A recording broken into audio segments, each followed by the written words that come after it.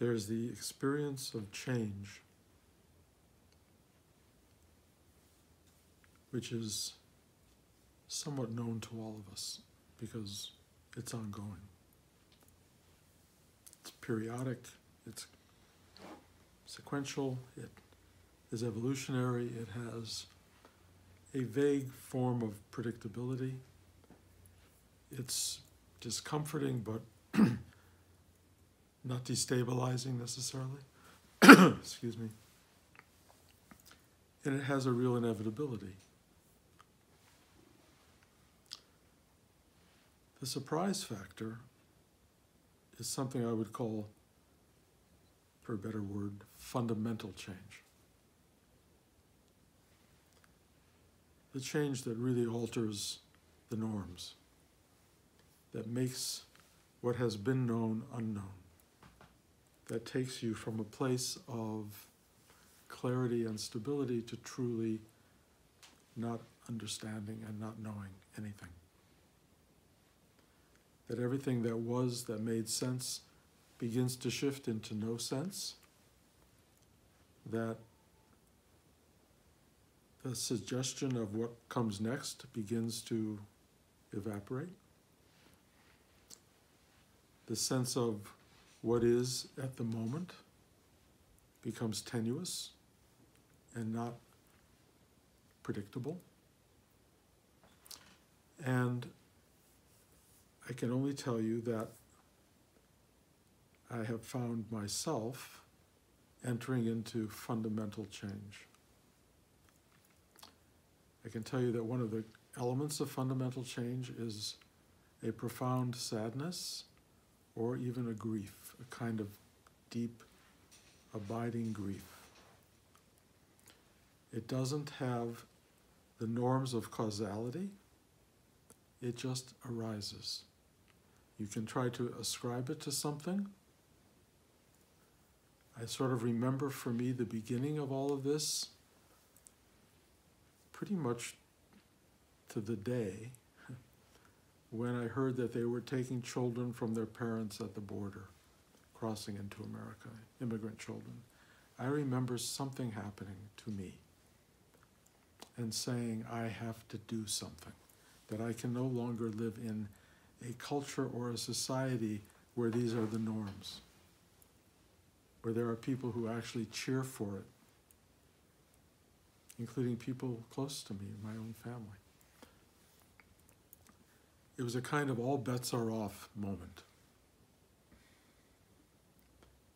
And as those of you who've been following the unfolding of this story, I decided to take action, and many of you were part of that, trying to make a film documenting the emotional upheaval of such change and perhaps putting it out there into the electoral cycle so that it might have actual impact on the election.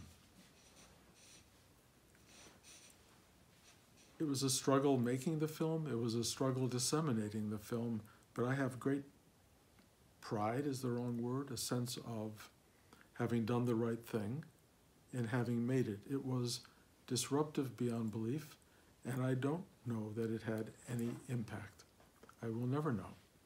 People looked at it, certain celebrities championed it. All I do know is that there was an election midterm that went from a downward spiral into a sense of upward hope, which I was very grateful for. That's me relating to the outer conditions of the world and being informed by them. There are people who are meditators, who are teachers, who are just normal people, who simply turn off the news, who do not follow the worldly cycles out there because they appear to be just drama for drama's sake. The world has always had drama, and there is this capacity for many people who have meditative spiritual lives to draw inward and to simply cut themselves off from all of that. And I am totally in support of that. It's not who I am. I have, in the process of awakening to my larger self, discovered myself more in tune with all of that stuff. Rather than being freed from it, it's all part of a teaching and, if you will, a doorway into something greater. But the problem is the doorway into transcendence, if you will, becomes a doorway clouded by storm clouds, thunderstorms, tornadoes, hurricanes, firestorms, etc. So just getting into your safe spot, into your transcendent space, into your pure sense of gratitude, wonder, and joy is more effortful than it was perhaps when you were not caught up in the world around you. I will tell you, not being caught up or involved with the world around you does not protect you from that world. That world will still be there, and it encroaches. And at some point, it will encroach upon you even if you're sitting in your cave. Even if it doesn't come from the outside, it will come from the inside. You will begin to feel the process of fundamental change, which means basically the end of everything you knew to be comfortable and true.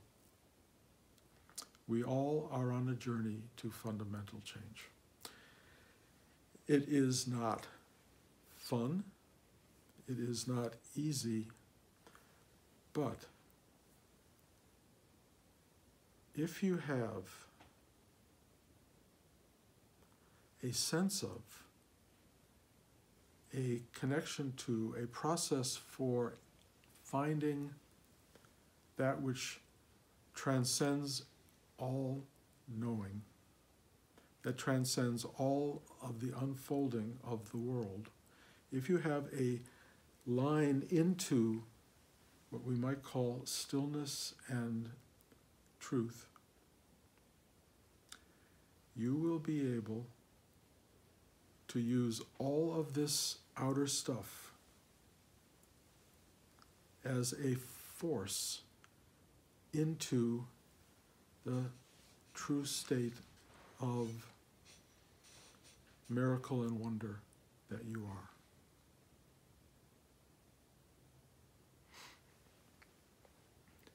It almost becomes an obligation of survival. You have to find your way into your truth, because everything around you will no longer hold that quotient of truth. Because of its profound changeability, the thing you knew to be true and you knew to be stabilizing and fundamental ceases to be that. The true element of the spiritual awakening is that you know nothing. I remember Bill Goldman, the Hollywood screenwriter, Butch Cassidy and Princess Bride and All the President's Men, his book about screenwriting had one key idea: nobody knows anything. And I cannot tell you how resonant that idea is with me at this moment in time. The problem of not knowing anything and sitting in a chair like this talking to you kind of robs me of authority. It kind of robs me of my ability to say anything to you that can ultimately be seen as true. But in the truth of my unknowing, I am finding my way into something fundamentally new for me. Not surprising, because I've tasted it before, but I have never understood fully the dynamic of the ground of being that we inhabit and how absolute it is as it releases you from everything that grounds you to the outer form. As you go deeper and deeper into the unmanifest, and the sadness of leaving and departing the known takes over.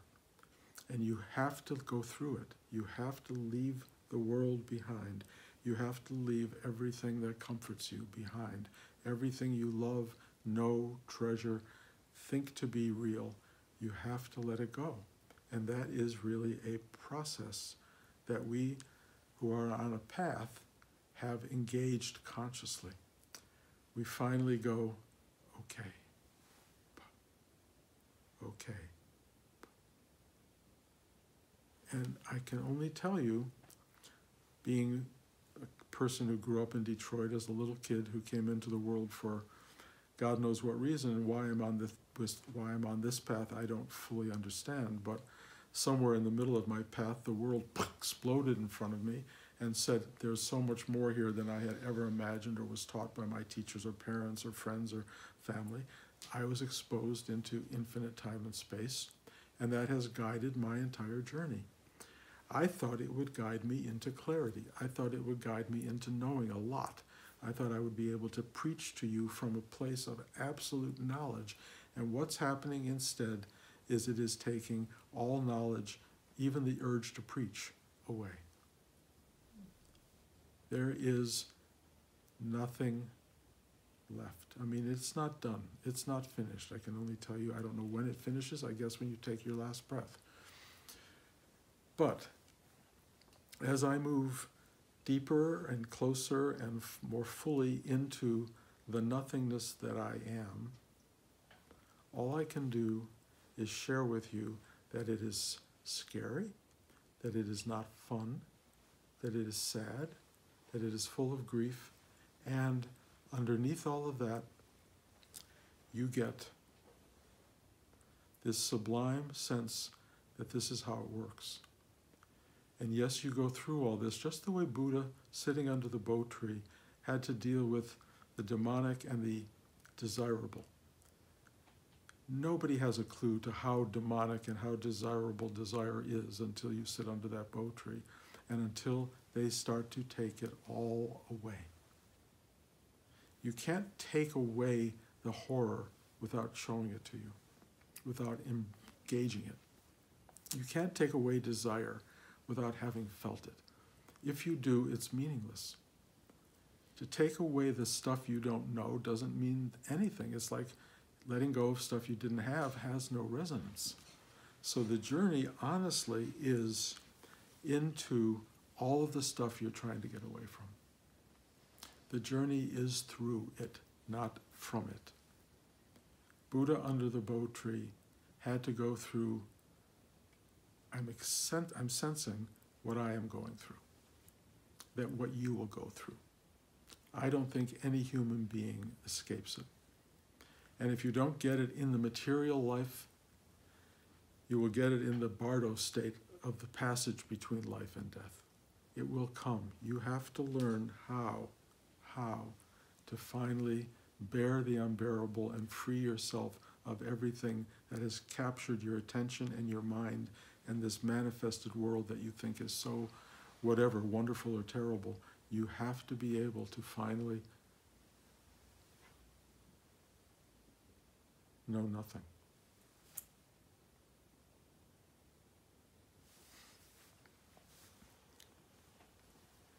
There is an experience that I go to that is as close as I get to salvation, or as close as I get to God. And I find it mostly in my heart. It comes in moments of grace or directive. I get little messages like, put your fingers together, touch yourself, reach out and touch another. Experience what it means to be somebody else, and in their tragedy and their suffering, feel for them. Experience compassion. This thing inside is directive. It is not knowledge as we seem to know it. It is an intuitive expression of something that is loving and has a kind of inherent beauty in it. And it is real. It is about as real as it gets. And it comforts. And it takes us in. And it directs us. But as I said, during periods of tornadoes and firestorms and windstorms and lost friends and lost animals and all the things one can go through in the material world, it's sometimes hard to find your way in. This being Christmas, I often relate to Christ on the cross telling us how forsaken he is, how he too could not find his way in. I take that as comforting. And as I say, on probably half of these talks that I give, somewhere in an undocumented moment in his crucifixion, he felt compassion for those who were tormenting him. Whatever that tiny journey is into not about me and my misery and my suffering, but into thinking of others, that is the pathway into liberation.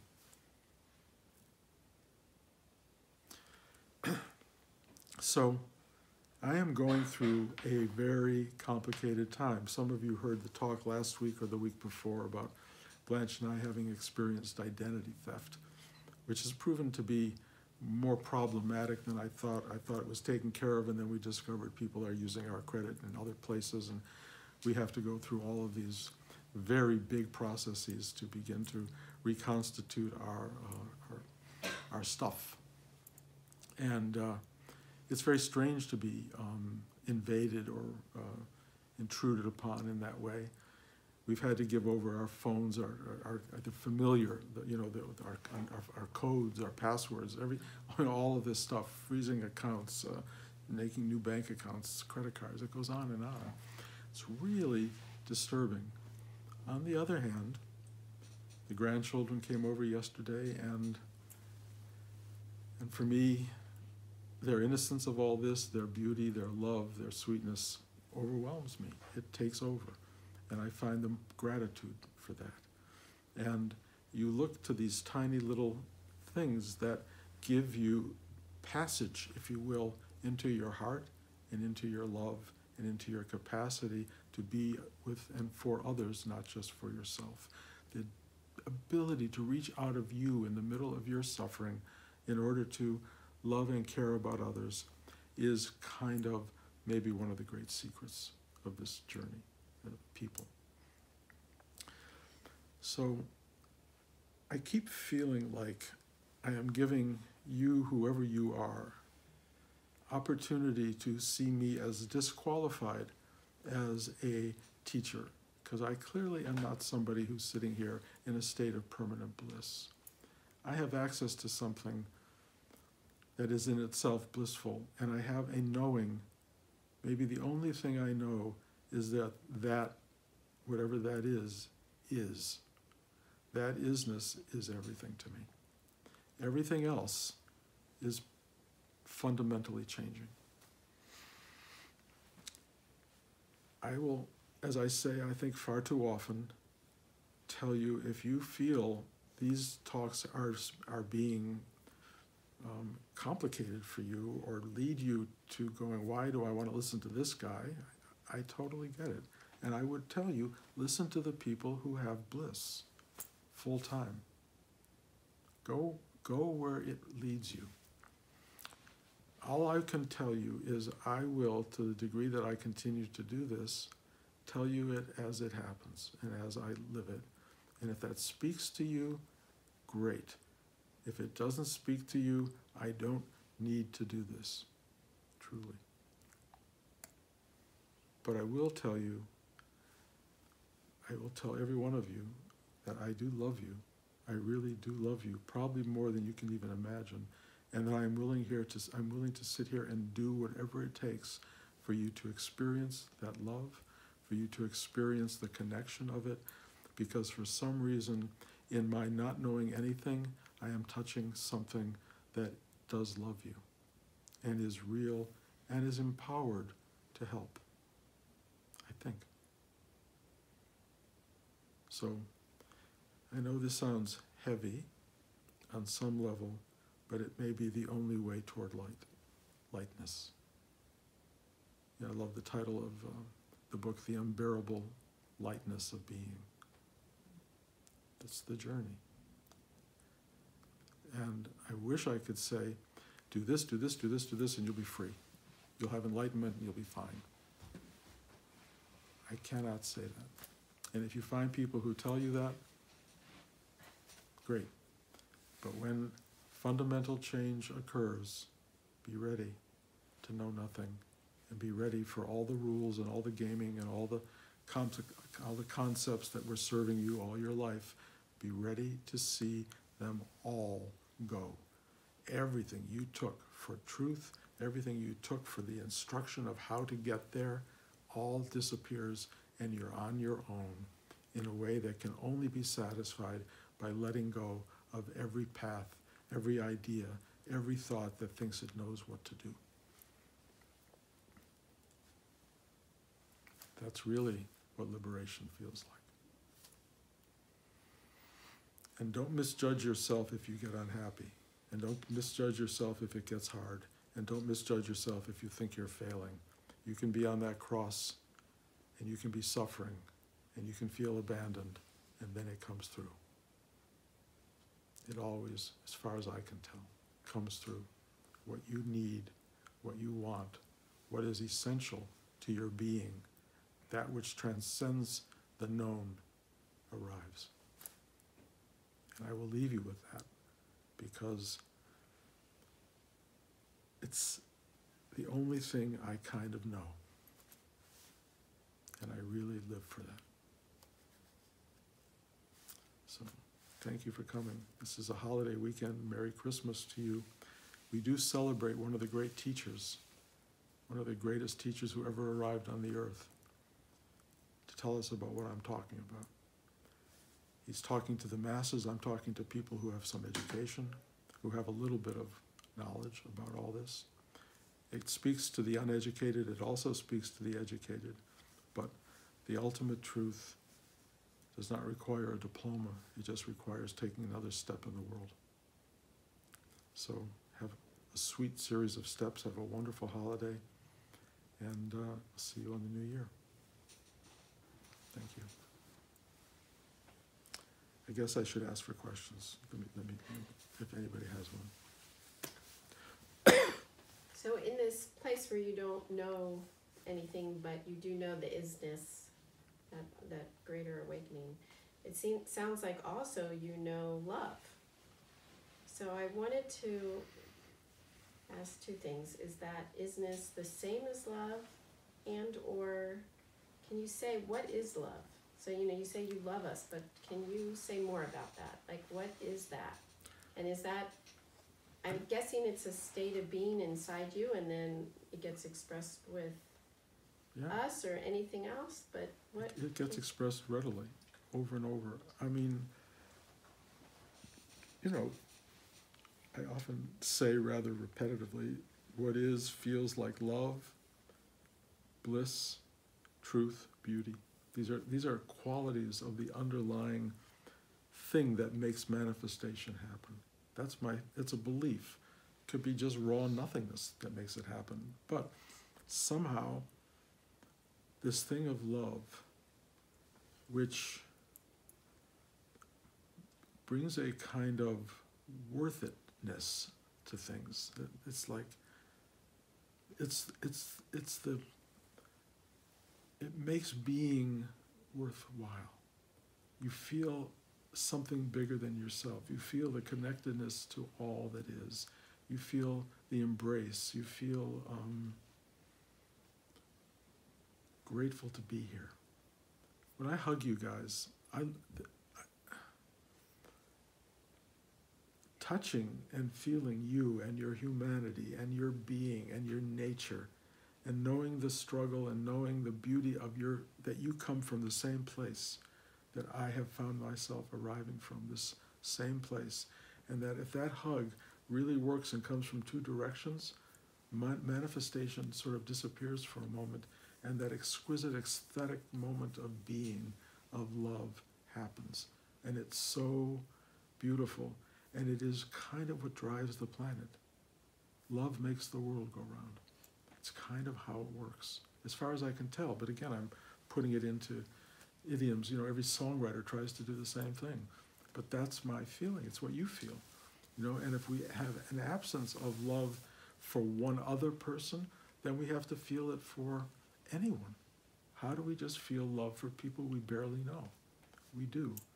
We all find that if you really open up, this thing sparks. It just, and it's beautiful. Like I talk a lot when I walk through the airport, how I fall in love with one person after another, after another, after another, because I get their story. I get their suffering. I get their ignorance. I get their hope. I get their ambition. Every bit of it washes through me, and I just love them for it, because I get, one, how hard it is, how almost impossible it is to arrive, but that we're all in this blind, groping thing leading towards something we think we really need, and ultimately the great discovery is the thing you're looking for and that you need is right here, now. That's part of the great teaching. All you're looking for is something that's here and now, and what that thing that's here and now announces itself as is love, well-being, a kind of centeredness, a kind of okay, a kind of stillness, a kind of hopefulness. I mean, there's so many qualities to it. But if you dig deep enough, it goes past all the suffering. It goes deeper than the suffering. And it's an amazing thing to get to. Suffering is part of the outer manifested universe. The loss of suffering, to some degree, comes at fundamental change. You go deep inside, and everything that you associate with what you wanted starts to go away. It's a lot of suffering and letting go of stuff you really love. Perhaps eyesight. Perhaps, I've been having a foot problem, so I walk all the time and I haven't been able to walk. When I walk, I take photographs. I haven't been able to take photographs. So I see stuff being taken away. Whether it will be brought back or not, I don't know. But I'm seeing loss and going, but that's how I function. That's my day. That's how I work. That's how I live. And it's going, oh well. Oh well. Now what? You got to go deeper. You got to find something else. Where's the love? My grandchildren run in the room, and I don't remember that I'm having trouble with my feet. I don't remember any of that. The fact that we have to, I can't remember any of my passwords anymore because my brain isn't what it used to be. I got to find ways to remember the passwords to turn on my phone. Luckily it recognizes my face some of the time, so it goes on. But if it doesn't recognize my face, I'm going, oh my God, what's the password? How do it's really just the stupid fundamentals just fall away. And I'm going to be living like that more and more. And as you've heard before, Blanche and I are about to move somewhere in the next 6 months. I don't know where. And the unsettledness of that, the sense of wanting to be comforted by known space and being told, nope, you're not going to have a known space. You're going to be in an unknown space. Deal with it. The part that will be known will be, so far, sun will come up, daylight, trees, grass, moon, supermarket, movie theater. So that kind of stuff will come up, and that will actually be I'm going to be grateful for that. But even that, I'm starting to see, is eroding. It's going to go away. I mean, movies, which have been a fundamental building block of my life, I can barely watch them. I can barely watch somebody else's story because I don't get enough out of it. Great literature, it opens you up to something new, but just mediocre storytelling, why? It just wastes my time. Oh, that person had learned this and learned that, and they had a happy ending. Happy endings are not the way it usually works. There are endings. Hollywood gives you happy endings. We all get that. And we all gravitate toward that because we want that illusion of happy endings. The illusion of happy ending has now gone away from me. And I don't want to watch people's bad endings. I just do my best to be around with them moment to moment because that's real to me. But again, it's very hard to sit as a spiritual teacher who's trying to provide, great uplift. The great, all of these, this Christian ministry that's called, I forget what it's called, but it believes in if you have wealth, God loves you. If you don't have wealth, it's because you're not loved and not doing something right. Prosperity ministry. I have a hard time with that. And yet I think many people coming to spiritual practice are looking for prosperity spirituality. That which gives me no suffering, more money, more love, more this, more that. It has nothing to do with the spiritual journey. The spiritual journey will do the opposite. It will take all that away in order to show you what truly is. And when you discover what truly is, what imbues this crazy journey that we're on, you understand why you're on the journey, how to lose it gracefully, and how to find the truth that underlies it all. And that losing it all will challenge that discovery until it is bedrock. And it is bedrock ultimately. Does that get near it?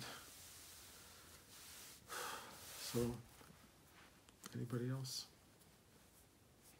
I haven't been to that many talks, but this is my favorite. And what I loved about it was the word nothing, and you saying, I know nothing. Because I kept flashing back and forth that there were these two opposite ends of the spectrum of nothing. Like, to say I know nothing could mean I have no knowledge about anything. But to say I know nothing could mean that you have comprehensive knowledge about the state of nothing or no being. And as you were giving your talk, it felt to me like you were, like, it was like such a cool thing because you were like going back and forth between those two meanings, where I have no knowledge of anything and I have profound knowledge of the state of no thing. Thank you. That's kind of where it goes. You know, I don't have any of it, to be honest, but I do know there are different edges of nothing. Right, and it's like you explored those, and I would love to hear more on that. Over the years, if I keep talking. You know, it's interesting. I'm approaching 365 talks. I think I have another one or two. And something in me feels I don't need to do more than that. I don't know what more to say. I keep saying that week by week. Maybe that will be enough. Those of you who imagine they'll listen to a talk a day will have one every day for the year. Then you can recycle. God knows if you'll remember the first one a year later. But there's something, a demarcation about that. You know, and I really do wonder, when have you said enough? And how much do you need to say? The thing I keep getting back from people here is that they still need to hear it. They need to hear it. That's sitting in the midst of it is meaningful. Yeah. I know that when you sit in touch with that, what I call presence or emptiness or nothingness, it reverberates in a way that's stronger than something can ever manage. This somethingness of life is just a kind of little tiny grasp on the massiveness of the nothingness that underlies it. So, we'll see. This idea of fundamental change involves the possibility of not sitting here anymore. I don't have a sense of loss if I do that. It's fine with me. But I really do love all of you, and I really do feel if you show up, then I'll show up. That's kind of how I look at it. If you don't show up, I've said this 400,000 times, I'm just going to go out for brunch on Sundays, which is fine with me. So, it depends on who's. If one person walks in the room, we'll do this. If nobody walks in the room, onward. Anyway, I do love you guys. I really, and whoever you're out there listening to this, you may not have name, face, place exactly. It doesn't matter. The energy knows you. It goes there. It goes to you. And it's yours. So thank you for listening. Thank you for being here. Thank you for showing up and making the effort. And we'll see where we are next week. But meanwhile, Merry Christmas. And have a wonderful week. When is New Year's? Is it before the next class or after? After.